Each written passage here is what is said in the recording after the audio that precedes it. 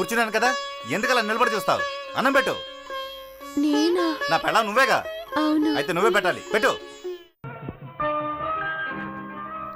Dance నేర్చుకుంటున్నావా? అవును, కొంచెం కొంచెంగా నేర్చుకుంటున్నాను. అదేమక్కర్లేదు, నువ్వు గొప్పగా నాట్యం చేసి అవార్డులేమీ తీసుకురానక్కర్లేదు. కడుపులో బిడ్డున్నప్పుడు డాన్స్ లాంటివి చేయకూడదు, తర్వాత ఇబ్బంది అయిపోద్ది. ప్లేట్ చూసి వెయ్యి, నా మొహం చూస్తే ఎలా?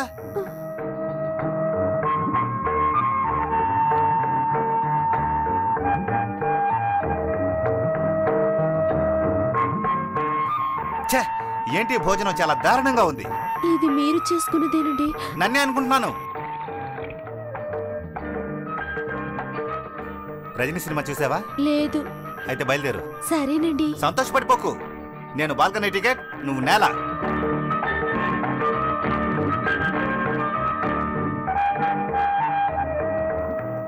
అయ్యో దుర్గా, నువ్వు లేకపోతే వెయిట్ తగ్గిపోయాను చూడు. రాసిందో చదవండి. సొంత వాళ్ళ వల్ల గొడవలు జరుగుతాయి. ఎవరు? నాయుడా?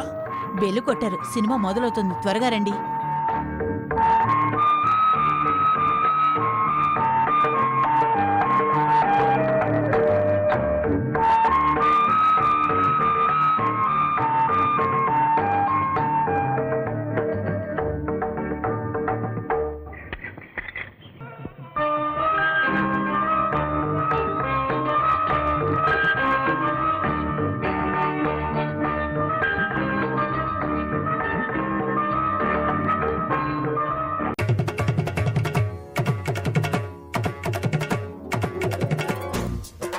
మీ ఇద్దరికి గొడవలు అనుకున్నాను. ఇద్దరు కలిసి జంటగా సినిమాకి వస్తారా ఏంటిదంతా?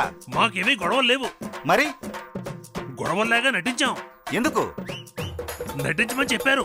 ఎవరు చెప్పండి? నారద నాయుడు. ఏంటి అందరూ గుంపుగా వచ్చారు?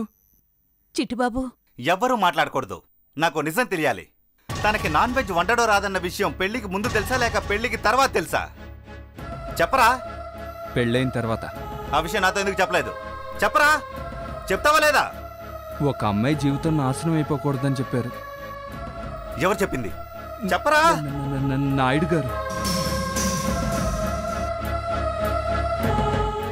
ఇక్కడ కూడా ఎవరు మాట్లాడకూడదు. నా ప్రశ్నలకు సమాధానం మాత్రం చెప్తే చాలు.